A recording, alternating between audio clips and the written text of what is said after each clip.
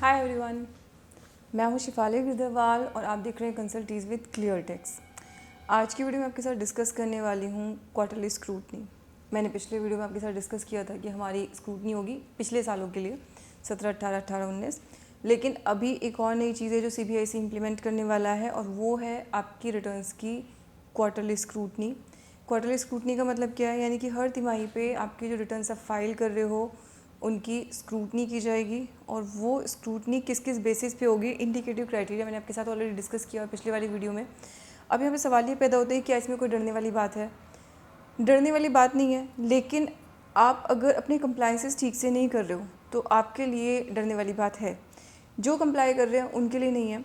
और इसमें एक अच्छी बात भी है। अच्छी चीज़ ये है कि क्वार्टरली आपकी रिटर्न स्क्रूटनाइज हो जाएंगी, तो यानी कि कुछ एरर या कुछ मिस्टेक अगर आपसे रह गई है और अगर नहीं रही है तो बहुत अच्छी बात है, तो क्वार्टरली वो क्लियर होता चला जाएगा।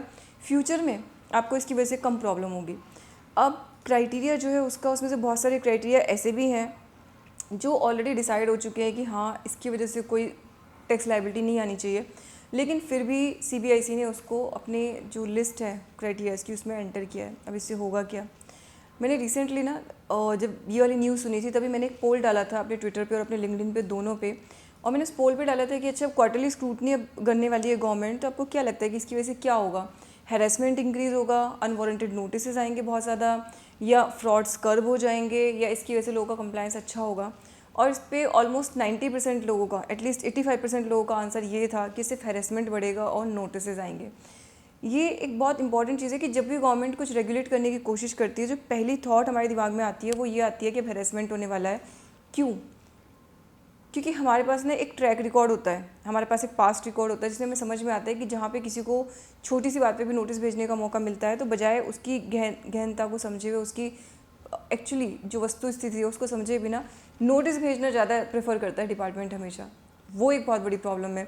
और कई बार आपकी कोई गलती नहीं भी है, क्योंकि एक बार आपके पास नोटिस आने का मतलब है you will go to the department, आपको एक रिप्लाई बनाना है, आप खुद बनाओगे, खुद नहीं बनाओगे तो आपको किसी को हायर करना पड़ेगा, वहाँ पे आपका खर्चा हो रहा है। विजिट में ऐसा नहीं है कि एक विजिट में आपका काम हो जाएगा, मल्टीपल विजिट्स में हो सकता है। आप मल्टीपल विजिट में गए, आपने समझा भी दिया, उसके बाद भी आपकी फेवरेबल डिसीजन आएगा या नहीं आएगा आपको पता नहीं, फिर आपको नेक्स्ट करना है, आपको अपील में जाना है, फिर किसी को हायर करना है या खुद करना है। अगेन अपील में आपको रिलैक्सेशन मिलेगा कि नहीं पता नहीं, फिर ट्रिब्यूनल है नहीं अभी GST के अंदर, और फिर आपके पास एंड में बचता है सिर्फ हाई कोर्ट, आपको वहाँ जाना पड़ेगा। और वहाँ पे भी अगर कुछ टैक्सेशन की बात है, कुछ इंटरप्रिटेशन का इशू है, तब तो बात है, इंटरप्रिटेशनल इशू जो है। बट अगर कुछ ऐसी है तो फिर वो भी बोलेंगे रिव्यू करने के लिए वापस भेज देंगे, वो भी अपना कुछ अलग से डिसीजन नहीं देते। तो ये एक बहुत बड़ी प्रॉब्लम है। अब मैं आपको कुछ ऐसी चीज़ें बताऊंगी जो आपको ध्यान रखना चाहिए। अगर आप वो केयरफुली करोगे ना तो आपको क्वार्टरली रिटर्न की स्क्रूटनी में कोई प्रॉब्लम खुद ही नहीं आएगी। सबसे पहली चीज़, आपकी रिटर्न्स जो हैं आपको 2A, 2B और रिटर्न तीनों को मैच करना है। बट 2A 2B तो अलग अलग है। 2B है आपका पिछले महीने का क्रेडिट, जितना आपका इस महीने के अंदर एंटर किया है आपके अलग अलग सप्लायर्स ने और आप इस बार एलिजिबल हो लेने के लिए लास्ट मंथ में जिसने मूव किया है। 2A है पीरियोडिकल क्रेडिट, यानी कि किसी भी मंथ का इन्वॉइस किसी भी आगे मंथ में एंटर हुआ वो जाके उसी मंथ में ठीक होता है। तो अभी मुझे मंथ टू मंथ अगर रिकन्सिलेशन करना है तो 2A इज़ रेलिवेंट, लेकिन फिलहाल मुझे क्या करना है, अपने रिटर्न फाइल करने के टाइम पे 2B से मैच करना है। तो जितना आपका क्रेडिट 2B में आपको मिल रहा है, अनलेस एंड अनटिल आपका कोई पुराना पेंडिंग क्रेडिट नहीं है, आप हमेशा उतना ही क्रेडिट 3B के अंदर लो। एक्सेप्शन मैं आपको बता रही हूँ कि अगर आपको कोई पुराना क्रेडिट पेंडिंग है तो एक अलग बात है, उतना ही क्रेडिट आप हर बार 3B के अंदर लिख के फाइल करो। देन GSTR 1 और GSTR 3B आपको दोनों ज़रूर फाइल करनी है हर महीने, अगर आप मंथली हैं, अदरवाइज क्वार्टरली हैं तो क्वार्टर में। और आपको GSTR 1 में आपकी जितनी सेल्स आपने डिक्लेयर की है आपको 3B में भी उतनी ही अमाउंट टैक्स की पे करनी है।